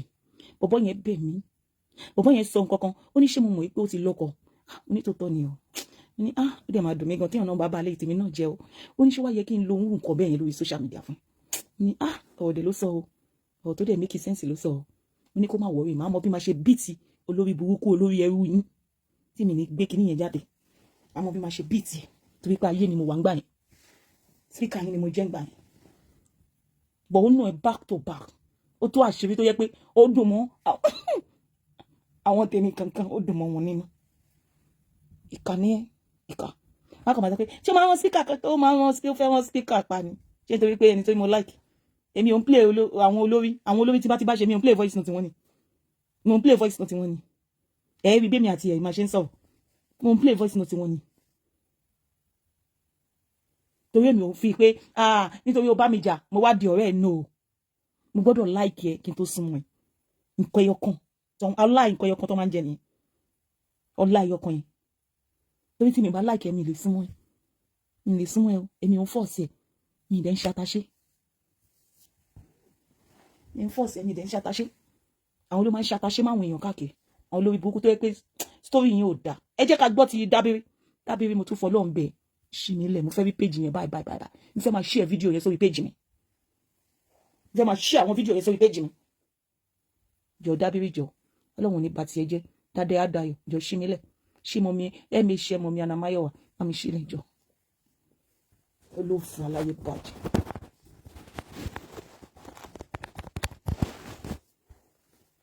orí ẹ̀ ó burú ó ní mò ń gbé council flat council kan ni mò ń gbé o asylum seeker hostel. God bless you mo like èsì tó fún ẹ̀yin olóṣì guns that the day tẹ́ máa ní pé ẹ wo bàtà tó wọ̀ bàtà mi ò wọ̀ bàtà ẹsẹ̀ mo fi rìn bó tutù ṣe ṣan tó ṣe ṣan bó ṣe ṣá tó nínú UK ẹsẹ̀ ni máa fi rìn mi ò wọ̀ bàtà sẹ́sẹ́ olórí burúkú ó wò bó kan ayé mo like èsì tó ó yẹ kó sọ fún ẹ pé inú gọ́tà lòun máa ń sùn sí àbí wájú kí ló wúkọ ẹ Iceland ó mọ̀ tí wọ́n bá ti tẹ́ ní síwájú Iceland ó dẹ̀ tẹ́ àbí kó wa lọ síwájú kí ló wúkọ ẹ̀ Asda àwọn ọbẹ̀ yẹn tẹ́ kó wa lọ síwájú ẹ̀ kó tẹ́ ní síbẹ̀ kó sùn lọ ni kí lèèyàn ń gbalé fún èèyàn nídìílé kí ọmọ ti wájú Asda àbí kó wa lọ sí Sainsbury ṣọmọ pé Sainsbury wọn yẹn wà nínú ẹgbẹ́ kan àwọn ẹgbẹ́ kan tó máa ń wà yẹn òjò kì í débẹ̀ kò kì í sómi ń bẹ̀ kó wa lọ sí ẹgbẹ́ Sainsbury ó ti yẹ kó wa tẹ́ ní síbẹ̀ kó sùn ní èmi kéèyàn ti sùn kéèyàn ti jí ni olórí burúkú olùṣàlàyé bàjẹ́ abẹ́ bíríìjì mò ń sùn. bóyá máa bá mi ń bẹ̀ òpònú aláìlọ́pọlọ oníyẹ̀dẹ̀ ṣàṣẹ́bí kan nù yín tarun ajẹ́ pé smelo lòun náà nìyẹn ẹ ní sense ẹ ní ọpọlọ kọ́bọ̀ rárá. oh wow. oníyẹ̀dẹ̀ abẹ́lé ṣẹ́bí kan nù yín náà ń ṣe. nǹkan tó ń bí wọn nínú nìyẹn ṣé ti wọ́n lórí burúkú ìkorò ayé òun ló ń tarun láàrin wọn ó ti yẹn olórí burúkú ìkorò ayé ṣé mo yí pé mo máa ń gbé ẹ̀mọ̀ nǹkan tó ṣe wá fún mi lè ra ohun yín irun AliExpress tẹ́ ń ta yín tẹ́ ní ohun máa lọ ra ohun òṣì láàrin 1 week àti di gbogbo yín bẹ̀ yẹn máa ń búra yín ni náà tẹ́ bá ti bára yín jẹ́ ẹ máa ń búra yín ni irun òṣì lẹ́ ń tà ṣẹ́yìn mọ̀ pé irun òṣì lẹ́ ń tà ni irun òṣì lẹ́ ń tà jẹ́ pé tẹ́ bá ti búra yín bá ẹ máa wá sórí social media ẹ máa sọ òṣìírí ara yín síta àwọn jẹ́ ká mọ̀ pé irun òṣì lẹ́ ń tà irun òṣì ẹ mọ̀ pé ẹni tó bá ti ta ohun fún mi ṣe mọ̀ pé máa ń gbé handle wọn sórí page mi àwọn máa bínú èmi ò lè patronize irun yín because mo máa lo ohun mi in the next 5 years mo ṣì ń lò mi ò lè ra wọn yín because wọn àti express lẹ́ ń gbé fún wa another person picture lẹ́ lọ ń lò picture ní picture lẹ́ ń lò I never shop ní survivor lẹ́ ń ṣe ìwọ̀n yóò ṣe ohun gidi I'm telling you ó bẹ́tà kúkú lọ ra kí lówó kọ́ kínní olórí yín gan ṣó lóhun yín olórí yín ṣó ra ohun lọ́wọ́ ẹ̀rí àwa máa jealous torí ẹ̀ ló ṣe blọ́ọ̀gì mi ẹ ti mọ̀ pé òun ló wà lábẹ́ torí ẹ̀ ló ṣe blọ́ọ̀gì mi because ẹni tó táwọn fún mi ó di dandan kí n gbé àndó ẹ̀ síta this is my page kò ní dá fún yàrá ìyá ẹ̀ it's my page because ó táwọn gidi so di dandan kó blọ́ọ̀gì mi ìdẹ̀ rí ìyá ẹ̀ wàláì blogging is like a celebrity lọ́dọ̀ tèmi it's like you are celebrating me mi rí ìyá gone as the day sáwọn èèyàn sọ pé ó ti blọ́ọ̀gì mi ó ti blọ́ọ̀gì ìyá ẹ̀ tó bá blọ́ọ̀gì mi ta ló tún fẹ́ blọ́ọ̀gì ta ló máa tún blọ́ọ̀gì tó bá blọ́ọ̀gì mi ó lè rí yàn blọ́ọ̀gì ó lè ní traffic tó bá blọ́ọ̀gì mi traffic mo jẹ́ fún orí page ẹ̀ ó dẹ̀ di dandan kó gba owó díẹ̀ lọ́wọ́ Facebook kó lè fi jẹun tó bí ń pa ẹ́ ó dandan kí n dá díẹ̀ sínú ìgbésí ayé ìyá ẹ̀ olórí burúkú olùṣí aṣòṣì mámọ́ àwọn olóṣì. ẹjẹ pé smelo ní gbogbo wa nìyẹn ọdẹ òkú èèyàn òkú rorò ẹni tí ò ní sinmi ó tún ti gbé Tóyìn Abraham ó ti gbélé wá tó lówó ju Tóyìn lọ Tóyìn ò tún mọra wọn aláyébàjẹ́ àwọn ní OCD ìsọnù wọn fixate léèyàn. God will bless you jare ọmọ tó ń sọ̀rọ̀ yìí nsìn ọmọ dábìrì tó ń sọ̀rọ̀ nsìn ẹ jẹ́ kó gbé Ẹsábọ̀dì síbẹ̀ kó máa bú Ẹsábọ̀dì wọ́n á lọ sọ́dọ̀ ẹ̀ ẹsẹ̀kẹsẹ̀ ló máa lọ sọ́dọ̀ ẹ̀ ó máa lọ sọ́dọ̀ ẹ̀ lẹ́sẹ̀kẹsẹ̀ ni ẹsẹ̀kẹsẹ̀ ló máa lọ sọ́dọ̀ ẹ̀. Àwọn olóṣì, àwọn tó yẹ pé àwọn gangan ni, àwọn gangan ló ní àrùn, àwọn gangan ló sick, àwọn gangan ló mọ nǹkan tó ń ṣe. Because ó di dandan ẹ máa jàkú ni. Mélòó lẹ́kọ̀ọ́ ẹ ti tán, ó ti tán fún yín. Ara yín ló ń bu yín yìí o. Dábìrì ìyá ara yín ni, AJ ti ń confirm ni. Ṣé kò máa tẹ̀ sí yín lójú báyìí? Ó di dandan irú nǹkan báyìí ló máa ń dùn mọ́ mi nínú. Ká máa ló dé báyà láyà yín. Ká máa burúkú ló dé báyà láyà yín. Olórí burúkú somebody ni ẹ̀yin olóṣì, ẹ̀yin aláyé bàjẹ́. Ẹ gbé achievement yín jáde kàkà. Kí lẹ ti rí gà? Nothing. Olórí ojú àlá ni. Olórí ojú àlá tó lè jẹ́ olórí tó títí ó máa fi kúrò láyé. Kò lè bá wọn jẹ́. Kò lè kàn ìran ẹ̀. Kò lè kàn gbogbo generation 10 generation wọn lè jẹ́ olórí tó kàn. Ó máa gbọ́ símú ni. A máa fi run mú báyìí. Bí ọbẹ̀ dídí. Ọmọ bọ́bẹ̀ dídí ṣe máa ń ta sánsán. Bó ṣe máa fi run mú nìyẹn. Kò lè kàn 10 generation yìí. Because nǹkan rẹ̀ ò ní kàn. Ni olóṣì. Ẹni tí ò wá bá yín àwọn ní mental illness olórí burúkú. Ó tún ti pé tó yàn mọ́ra mu tó bá ti fẹ́ jáde òde lọ́kọ́ lọ múra fún. Olóṣì aláyé bàjẹ́. Irú èèyàn tó jẹ́ òun ló ń ṣò nírú platform ẹ̀. Lójoojúmọ́ ayé. Àwọn ló máa ń celebrate ẹ̀ lójoojúmọ́. Wọ́n á mú tó yàn àbá àwọn celebrate back to back. Ṣùgbọ́n lọ́jọ́ tèmi wọ́n ń bu ni. Àwọn ló ń bu ni. Ẹ lọ wò wọ́n náà. Ẹ lọ wò àwọn alákìísà tó ń sọ pé tó yàn mọ́ra mu. Nǹkan tí tó yàn àbá àmù ní láyé ṣán ni. Ọ̀gá wọn gangan ṣó ni. Ẹni tí ò ní nǹkan kan. Ṣojú òtì. Níjọ́ tó ń ṣe pàrámà nínú ilé ẹ̀. Ṣé ẹ rí gbogbo ibẹ̀ tó ṣe rí yamayama bí ilé gọ́tà. Bí ilé gọ́tà. Àwọn tó mọ̀ kọ́ọ̀pù ẹ̀ ni. Bí ilé gọ́tà. Ó yẹ kó máa kó àwọn kinní yẹn sórí social media lójoojúmọ́ kó máa rí. Ó yẹ kó máa kó sórí social media. Ojú ẹ̀ rí balabala ni. Irun ẹ̀ dẹ́yìn ni. Irun ẹ̀ dẹ́yìn. Irun orí ẹ̀ ó dẹ́yìn ni. Ọpọ́n lórí ni. Ó pa lórí òdùlé rẹ̀.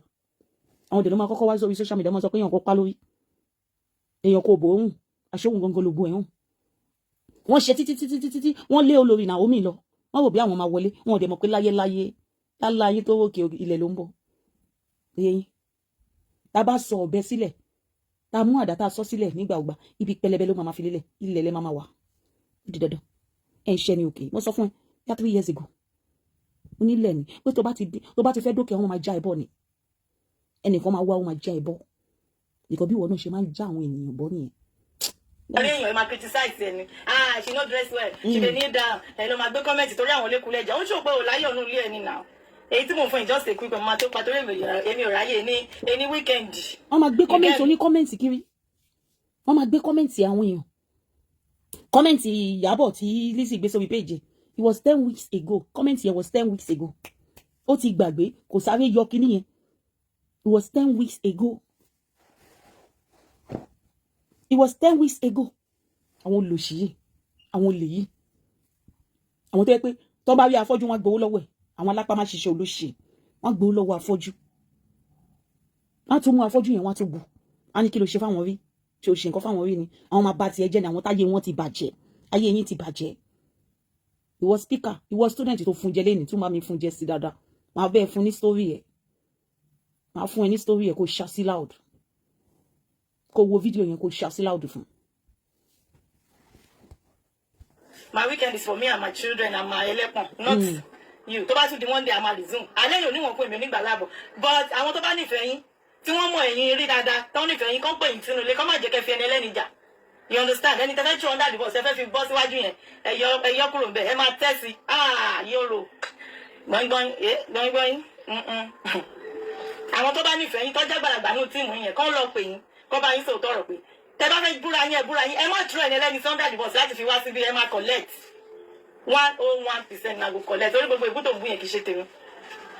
Kì í ṣe tèmi rárá. Far from it. Olóṣèlú lórí burúkú ìkorò stubborn. Wàá jẹ ṣége ìyá. Èmi ò ní fi ẹ́ lọ́rùn lẹ̀ ní kẹ̀mí arógun màsà.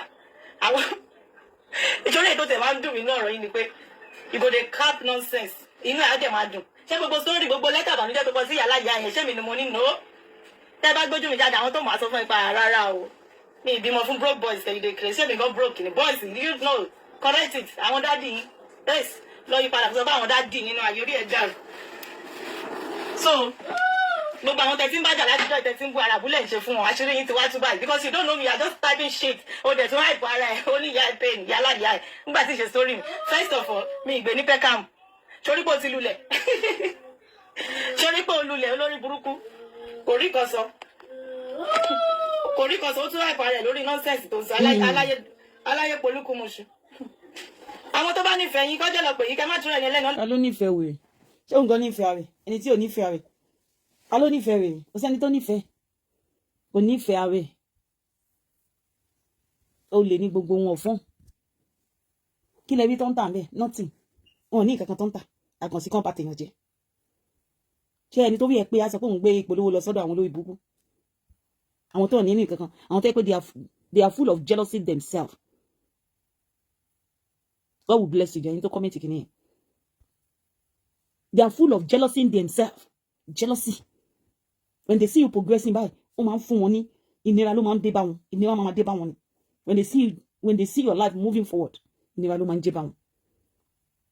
Wọ́n ti gbàgbé pé ibi tí àwọn wà lénìí, ó di dandan, lè sọ yí pé ibi tẹ́ni yẹn wà lénìí ló máa bá láàárọ̀ ọ̀la. No, everybody move on. This is life. Change dé bá everybody. Change ò dé bá yín. Ibì kan náà ni gbogbo yín wà dẹ́sùn sílẹ̀ jí sí. Change ẹ̀yin nìkan ni change ò dé bá. Everybody ni change dé bá. Dọ̀kásì ń tọ́mọ lọ́wọ́ ń sìn change dé bá. Ṣé kó máa ṣorí burúkú tẹ́yìn ṣe? Everybody ni change ó dé bá. Change are meant to happen in life but kò happen sí mi. Because ibì kan náà lẹ wà bí olórí burúkú. Ẹ ṣoríire. Èyí ló ṣe aláyé bàjẹ́ máa ní. Ẹ lè wo ginger láti jẹ́ tẹ́tí ń polówó ginger yẹn. Kò sí ẹ̀yẹ kẹ́ni kankan béèrè nípa ginger mọ́. A tún kó wá lé sí ni. A tún kó wá sí ni. Mi lè má gba ginger. A tún kó wá sí ni. Èyí lórí burúkú olóṣèlú. Tá bá pè mí Animáyẹ̀wò lọ́wọ́ nǹkan tó ń ṣe pẹ̀lú mọ́ ní pé wọ́n ní wọ́n polówó ẹ̀ fún mi níjọ́rí. Ó ti máa ń sábà sọ fáwọn èèyàn mi. Èyí olóṣèlú. Yálìsì máa sinmi kẹ́yìn a máa gbé wá fún yín. Easy máa sinmi. Àwọn students máa gbé wá fún yín. Ẹ ní láti jẹgbà. Telling you. Ẹ ní láti jẹgbà. Ẹ wá rí àwọn old picture yín. Ayé yín á wá bàjẹ́. Àwọn picture tó ti bàjẹ́. Tẹ́sẹ̀ yín ti gan. Tọ́wọ́ yín ti bàlà. Tó ti di meat pie. Ọwọ́ yín tó di bọ̀lì.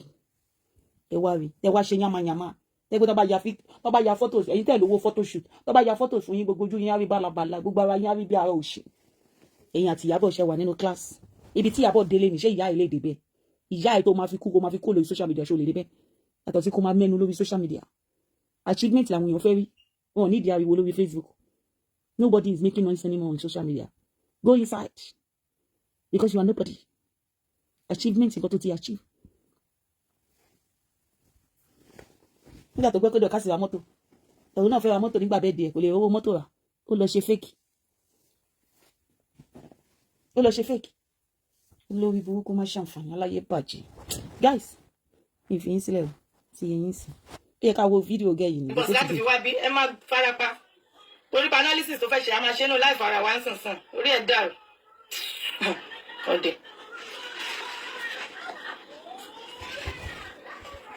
Òde òsín aláìní làákàyè. Ẹ ṣe máa búyàn nìyẹn. Ẹni tó bímọ ẹ máa wá bàbá ọmọ ẹ. Bàbá alágbàbá ẹ sọnù. Ṣé bàbá ẹ sọnù àbí wọ́n jí bàbá ọmọ tiẹ̀ gbé? Wọ́n jí gbé ni ẹ má dá lóhùn.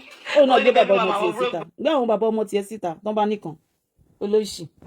Nǹkan tí wọ́n mi sọ fún yín pé nǹkan tí ẹ pé bọ́n ṣe wà yẹn. Oúnjẹ wọn níyà nínú ayé wọn. Òun ló máa fi ń búyàn. Ẹ máa wo àwọn ọ̀rọ̀ tí gẹ̀yìn sọ tán fi ń bú gẹ̀yìn o. Nǹkan tó ń jẹ wọn níyà nínú ayé wọn ló fi ń búyàn. Kí ni mínì ní gbé bá ṣé mo pé àwọn ló kọ́kọ́ bẹ̀rẹ̀ sí máa bú ọmọ. Kí ni mínì ní gbé bàbá ọmọ ẹ síta? Kí ni bàbá ọmọ ẹ fẹ́ ṣe nù yẹn? Èyí tẹ́ pé àwọn bàbá ọmọ yín kò ṣe rí ni. Orí ò lági ni. Ọ̀bọ lágídò. We all have the video. We have the picture. A ní picture. Gbogbo wa ní picture ẹ̀. Ẹ̀yin dẹ̀ ló máa dùn jù. You go pain person because ẹ̀ ní skin. Ẹ̀ níbi tán gbọ́rọ̀ sí. Ọlọ́run bá ń gbọ́. Mo sọ fún yín lórí social media kò sí nǹkan kan tẹ́mi máa lọ́sọ̀. Ọlá I see 99.9. Kínkínní tó kù is bullshit. Ṣùgbọ́n tí bá ta tán sí ẹ lọ́rùn, máa bá tiẹ̀ jẹ́ kúnlẹ̀. Kò sí anything tí mo lè lose. Ọlọ́run bá ń gbọ́. Kò sí anything tí mo lè lose. Tí bá ta tán, tí bá bẹ̀rẹ̀ pẹ̀lú yín. Ọláì máa dárúkọ. Àjọ wo anywhere. Àjọ ọ̀nà tán. Tí bá bẹ̀rẹ̀. Ayé yín máa bàjẹ́ inú Lizzy àdùn. Tí bá bẹ̀rẹ̀ pẹ̀lú yín. Ayé yín á bàjẹ́ àtìyàn. Ọláì tàlà.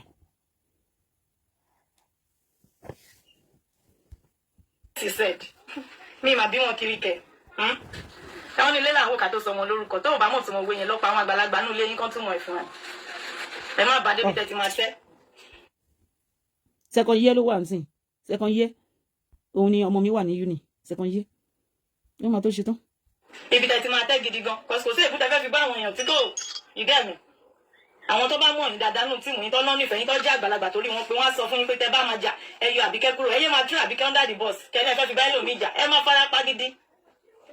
Torí ní ìsìn ó ti yí kúrò ní pé mo gbọ́ Àbíkẹ́ o tún ti sọ pé èmi sọ nù sọ mi pé Ìyábọ̀ ló kọ́kọ́ wá fàbíkẹ́. Ẹ ṣe dúró kẹ fèsì wọn náà why are you involving her? Ẹ kàn fẹ́ jẹ́ ẹ fẹ́ fẹ́ lẹ́ni sí ọyọ orí burúkú ó ti wà láwùjẹ yín. Orí burúkú. Ayé kòrò má bàjẹ́ mà ló kọ lẹ́tà ránṣẹ́ sáwọn ìyá láyà ẹ̀. Ó lé mi let me read it. Ó ní awareness ó tó máa pa wọn o. Ó ní dirty hairdresser abẹ́lé ọmọ fẹ́ kà lórí tàbí Àbíkẹ́ wá yìí. Dirty hairdresser yẹn lẹ́dẹ̀ pé ìkan nínú wa lórí social media yìí dirty hairdresser yẹn ẹ pé láti peckham the same peckham yẹn lẹ ti pé ọmọ yẹn o tó gbé ọmọ dání the same peckham yẹn lẹ ti pé ọmọ yẹn ẹ fún ní kọ́bọ̀ títí tó fi dé grace ẹ̀yìn tó fi dé grace ẹ rántí tó fi wá ṣe fún yín tó wá ṣe fún yín ní grace ẹ fún ọmọ yẹn ní kọ́bọ̀ àfìgbà tọmọ yẹn sọ̀rọ̀ mo ní fídíò yẹn lọ́wọ́ ọmọ yẹn ti delete fídíò yẹn mo ní fídíò yẹn lọ́wọ́ tọmọ yẹn fi wá fi gún yín lára ẹ fọmọ yẹn lówó ọmọ yẹn lọgùn ẹ fún lówó mọ́tò ibi tẹ́ fi sọ pé dirty hairdresser ẹ mọ iye táwọn hairdresser gbà Máyọ̀wá kékeré yẹn tí bá fẹ́ ṣe wọn £70 £90 tí máa ṣe ń ṣe wọn Máyọ̀wá nìyẹn ọmọ 12 years tí bá fẹ́ ṣe wọn èmi ò tiẹ̀ ráyè mọ́ sí láti máa jókòó ṣe wọn fún ọmọ tí bá fẹ́ ṣe wọn tó fẹ́ bírèdì fún £90 wọ́n máa wọ́ ṣe wọ́n máa ṣe £90 ìyẹn dẹ̀ ló dirty ẹ̀yin olóṣì olórí burúkú gbé £90 bá wa fi ṣe giveaway níta bá wa fi £90 ṣe giveaway ìyẹn aṣòṣì máa mọ̀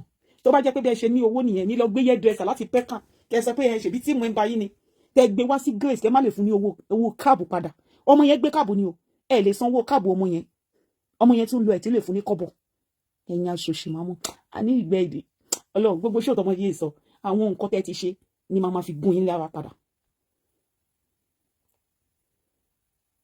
gẹ́ ẹ̀yẹn pẹ́kàmù ló ń gbé o láti pẹ́kàmù ó gbé káàbù tí olórí ẹrú yín tó fẹ́ lọ sí patí tí ò lówó láti lè lọ fi ṣeun tó pe ọmọ ọlọ́mọ láti pẹ́kàmù tó ní kó gbé káàbù ọmọ yẹn débẹ̀ kò fún lówó káàbù yẹn gbà tọ́mọ yẹn ń lọ kò fún lówó kankan lọ ọmọ yẹn wà disappointment ó wà disappoint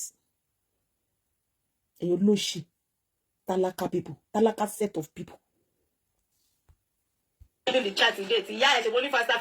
Olówó làwọn ẹ̀yin ọmọ olówó làwọn hairdresser oníṣẹ́ ọwọ́ nínú United Kingdom olówó ni wọ́n ní abroad olówó làwọn oníṣẹ́ ọwọ́ abroad wọ́n á bọ́ ìyá yín wọ́n á bọ́ 10 generation olórí yín nọ́ọ̀sìn olórí yín ò ní mortgage nínú UK náà kò ní nǹkan kan nínú UK kò nílé ní Nàìjíríà náà ẹ máa lọ ń gbélé onílé ni láti wá fi sọ fún wa pé onílé o onílé o ilé onílé ni ilé onílé ilé onílé ni ẹni tí ò níṣẹ́ tí ò ní nǹkan kan stupid ass.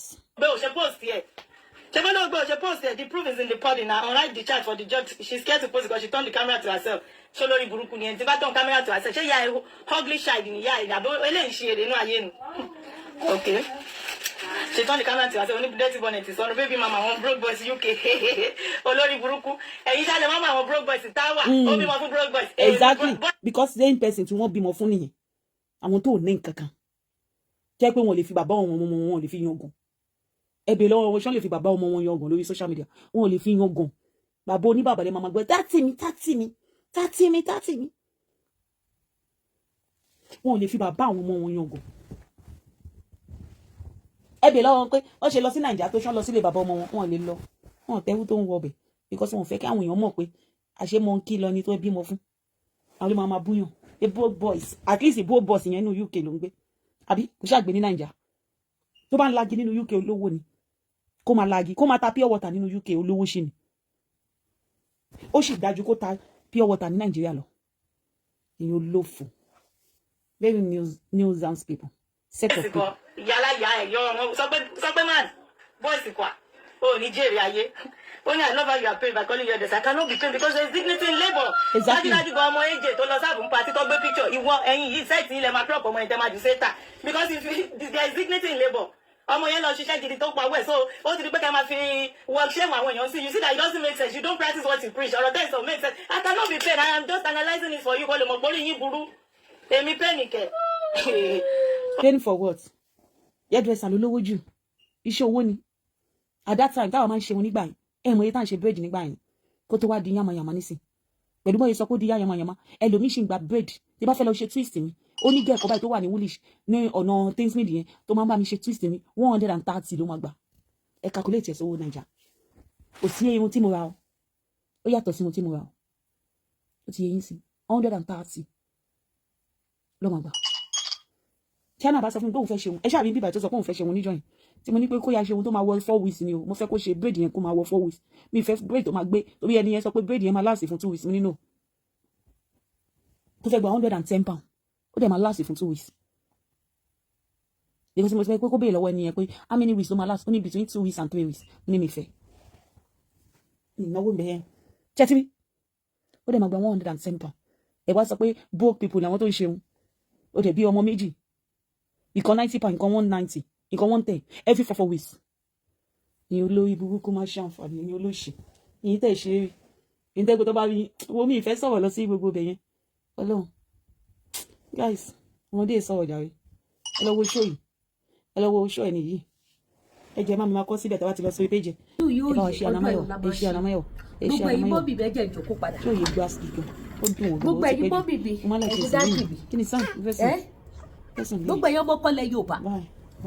Gbogbo ẹ̀yin tẹ́ fẹ́ ra aṣọ. Ẹ tètè ra ọjà yín nísìn. Ẹ mọ̀ pé tó bá ti di December period. Shipping máa ń gẹ̀tà síbi. Ó máa ń lẹ́tìkẹ́ díẹ̀díẹ̀ òtútù yẹn pọ̀. Ó bá dé. Mo tún wá lọ kó sí minigun. Ó lẹ́tìkẹ́. Ìbínú tí mo gbé wá ṣọ́ọ̀bù láàárọ̀ yìí. Ìbínú bàbá Ọọ̀ni of Ifẹ̀. Ẹ̀yin tẹ́ bá follow show wa bàbá Ọọ̀ni of Ifẹ̀ wọ́n padà bọ̀ wá o with àwọn evidence tó lágbára kẹtọ notification yìí sílẹ̀ so ẹ wá ra aṣọ kí lè tètè bá yín ship ẹ wá ra àwọn turban cap àwọn fine cap àwọn cap tó wú yes àwọn cap tó gbáski ẹ wá ra jà ẹ wá ra àwọn cap gbogbo ẹ wá ra ẹ má jẹ́ kí fídíò yìí gùn jù bákan náà African food ó wà available gàrí èlùbọ́ sẹ̀mó wheat pando yam rice flour golden malt tomato paste gbogbo ẹ ó wà available bákan náà gbogbo ẹ̀yin tẹ́ bá fẹ́ ra àwọn iṣẹ́ ìṣègùn ọdún ló lọ sópin ẹ clean ara yín gbogbo ẹ̀yin tẹ́ bá fẹ́ ra àwọn protection soap ọṣẹ ìṣẹ́gun ọṣẹ arọ́bì àgbélépọ̀tà ìtú àwọn àgbà gbogbo ẹ̀yin tẹ́ yẹ bó tẹ́ bá ti pọ̀ ṣùkọ́ báyìí ẹ̀kọ́ náà kọ́ bọ́ lọ́wọ́ yín àwọn kan tẹ́ lè lò láti stop ẹ̀ gbogbo ẹ̀ ló ṣe kiri ló wà available mo ti fi náà yan ara mi ká gbogbo ẹ̀ ló wà available lọ́dọ̀ Lady K Ìfẹ́ Olúwa ẹ máa bọ̀ wá yìí tẹ́ bá fẹ́ wá sí store mi ẹ máa bọ̀ wá sí 76 Wentworth Street Amity downtown mo ń tewédú mo ń tẹ̀fọ̀ èyí tẹ́ bá fẹ́ ra ewédú wà ewédú bí dẹ̀ fine ó yọ̀ dáadáa irú woro náà wà irú woro tó fine dáadáa tó gbáàsì tó wú yes irú woro náà wà èyí tẹ́ bá nídìí irú woro ẹ̀yin náà ẹ pè mí irú woro irú woro wà èyí tẹ́ bá fẹ́ ra irú woro ó wà èyí tẹ́ bá fẹ́ rí dé wẹ́wẹ́ ó wà ẹja nìkan là ní mọ́ ẹja ti lọ so bó ṣe jẹ́ nìyẹn àdéhùn jù bẹ́ẹ̀ lọ ní orí ètò èyí tẹ́ bá fẹ́ ra ọ́tò gèlè àti súnmọ́ pé ọdún sí gbogbo èyí tẹ́ fẹ́ lọ sí pàtí tẹ́lẹ̀ ní gèlè wà available ẹ pè Lady K Ìfẹ́ Olúwa the baby of Oduduwa nation bí òní wá ayé tí àjọ lájọṣe pẹ́pẹ́pẹ́ ogun Nàìjíríà kò ní dìwà mẹ́rù lọ ire o.